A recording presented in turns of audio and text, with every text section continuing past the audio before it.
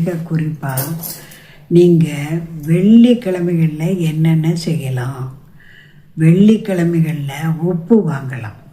மகாலட்சுமியுடைய அம்சம் உப்பு வாங்கி நீங்கள் ஜாடியில் கொட்டலாம். ஒரு பேக்கெட்டு உப்பு வாங்கி சுவாமிக்கு கோயிலுக்கு கொடுத்தீங்கன்னாக்கா உங்களுக்கு நோய் நொடி வராது. அதோட பெருமாள் கோயிலில் வெள்ளிக்கிழமை உப்பு வாங்கி அவர் பாதத்தில் வச்சு அந்த உப்பை திரும்ப வாங்கிட்டு வந்து நம்ம வீட்டு பூஜை ஷெல்ஃபில் வச்சுருந்துட்டு அப்புறம் ஜாடியில் கொட்டி சமைச்சிங்கன்னாக்கா நோய் நொடி வராது.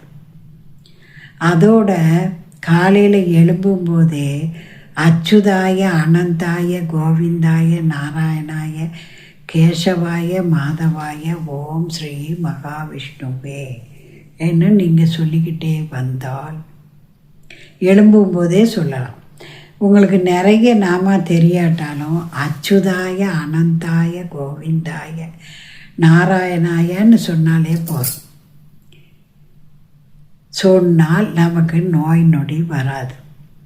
அதே போல் படுக்க போகும்போது நீங்கள் சிவாய நம சிவாய நம நம சிவாயன்னு சொல்லிட்டு படுத்திங்கன்னா அவஸ்தை இல்லாத மரணம் கிடைக்கும். சிலர் பாருங்கள் பெட்டில் வெகு காலம் கடந்து திண்டாடி போவாங்க. அந்த மாதிரி அவஸ்தை இல்லாத மரணம் வேணும்னா நாம் படுக்க போகும்போது அச்சுதாய அனந்தாய கோவிந்தாயன்னு சொல்லலாம்.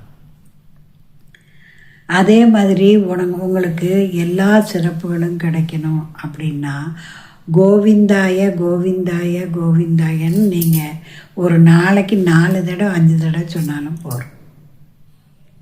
உங்களுக்கு தோணும் நேரமெல்லாம் சொன்னாலும் போதும். கோவிந்தாயன்னு சொன்னால் எல்லா சிறப்புகளும் வந்தடையும்.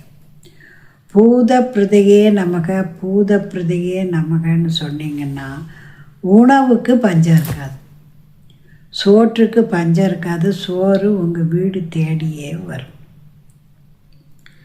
அதே போல் நாம் பண வரவு அதிகரிக்க வெள்ளிக்கிழமைகளில் 3 சுமங்கலிகளை கூப்பிட்டு வெற்றிலை பாக்க பழம் வச்சு 2 ரூபாயோ 5 ரூபாயோ காயின்னு ஒரு மஞ்சக்கிழங்கு வச்சு தானம் பண்ணினீங்கன்னா அந்த வீட்டில் மகாலட்சுமி கடாட்சம் பெருகும். உங்கள் சிநேகிதிகளையே கூப்பிட்டு நீங்கள் தானம் பண்ணலாம். இது போன்ற விஷயங்களுக்கு ஃபேமஸ் அஸ்ட்ரோ சேனலை தவறாமல் பாருங்கள். வணக்கம்.